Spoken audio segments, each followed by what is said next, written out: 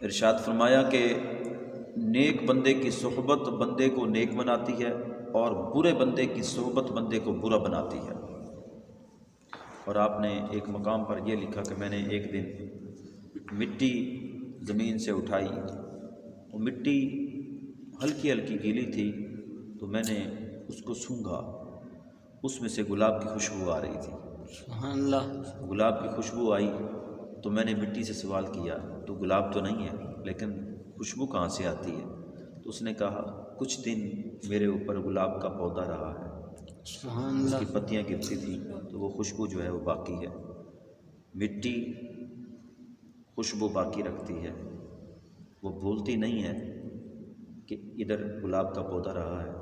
اسی طرح اگر کسی زمین کے اوپر کانٹے ہوں اور یا اس طرح کی چیزیں پیدا ہو جائیں جو کڑوی ہوں، تو یقینی بات ہے اس مٹی کے اندر اس کڑوے پودے کا کوئی نہ کوئی بیج باقی ہوگا، کچھ نہ کچھ اس مٹی کے اندر کانٹے باقی ہو سکتے ہیں۔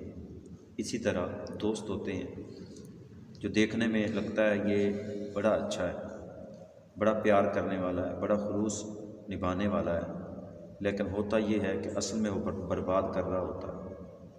زندگی کے اندر کبھی برے بندوں کے ساتھ دوستی نہ لگائیں، کبھی نہ لگائیں۔ اور حضرت میاں محمد بخش رحمۃ اللہ تعالی علیہ آپ فرماتے ہیں کہ بے درداں دی یاری ایویں جیویں دکان لوہاراں، کپڑے پاویں کنج کنج بئیے جنگاں پین ہزاراں۔ اور درد منداں دی یاری ایویں جیویں دکان اتاراں، سودا پاویں لئیے نہ لئیے بھلے آن ہزاراں۔ سبحان اللہ۔ آپ فرماتے ہیں جو بندہ بے درد سے مراد یہ ہے کہ جو بندہ اچھا نہیں ہے، جس کے دل میں اللہ اور اس کے رسول کی محبت نہیں ہے، جو سیدھے راستے پر نہیں ہے، اس بندے کو آپ فرماتے ہیں یہ بندہ بے درد ہے۔ آپ فرماتے ہیں بے درداں دی یاری ایویں جیویں دکان لوہاراں، کپڑے پاویں کنج کنج بئیے چنگاں آن ہزاراں۔ آپ فرماتے ہیں کہ جو بندہ خود سیدھے راستے پر نہ ہو، جو صراط مستقیم پر نہ ہو، جو گمراہ کرنے والا ہو، بندے کو خراب کرنے والا ہو، اس کے پاس کبھی نہ بیٹھو، اس کے قریب بھی نہ جاؤ، اس کا بیان بھی نہ سنو، اس کی بات بھی نہ سنو۔ اس کی مثال ایسے ہی ہے، تم اس سے دوستی لگاؤ نہ لگاؤ، اس کی جو صحبت ہے، اس کے پاس جو بیٹھنا ہے وہ ایسے ہی ہے جیسے کسی لوہار کی دکان پر جا کر بیٹھ جاؤ، اور آپ لوہار کی دکان پر بیٹھیں گے، وہ جب آگ جلاتا ہے تو اس کی چنگاریاں اڑتی ہیں، وہ جب وہ چیزیں تیز کرتا ہے، وہ چھری تیز کرے، وہ چاقو تیز کرے، کوئی اور چیز تیز کرے تو اس کی چنگاریاں اڑتی ہیں اس مشین سے، اور وہ چنگاریاں جو ہیں وہ کپڑوں پر پڑتی ہیں۔ بندہ کپڑے سمیٹ بھی لے تو پھر بھی چنگاریاں آتی ہیں، جتنا زیادہ قریب ہوں گے چنگاریاں اتنی زیادہ آئیں گی۔ اسی لیے آپ فرماتے ہیں کہ بے درداں دی یاری ایویں جیویں دکان لوہاراں، کپڑے پاویں کنج کنج بئیے چنگاں آن ہزاراں۔ اور پھر آپ فرماتے ہیں درد منداں دی یاری ایویں جیویں دکان اتاراں، سودا پاویں لئیے نہ لئیے بھلے آن ہزاراں۔ آپ فرماتے ہیں جو اچھا بندہ ہوتا ہے، جو نیک آدمی ہوتا ہے، اس کی صحبت بندے کے لیے ایسی ہی ہے جیسے آپ کسی عطار یعنی خوشبو بیچنے والے کے پاس جائیں، آپ اس کے پاس کھڑے ہی ہو جائیں، آپ سودا نہ لیں، نہ خرید سکیں آپ، لیکن آپ کو خوشبو ضرور آئے گی، سبحان اللہ۔ خوشبو ضرور آئے گی۔ یہ ایک مثال ہے علم والے کی۔ علم مشک و عنبر کی طرح ہے، علم مشک و عنبر کی طرح ہے۔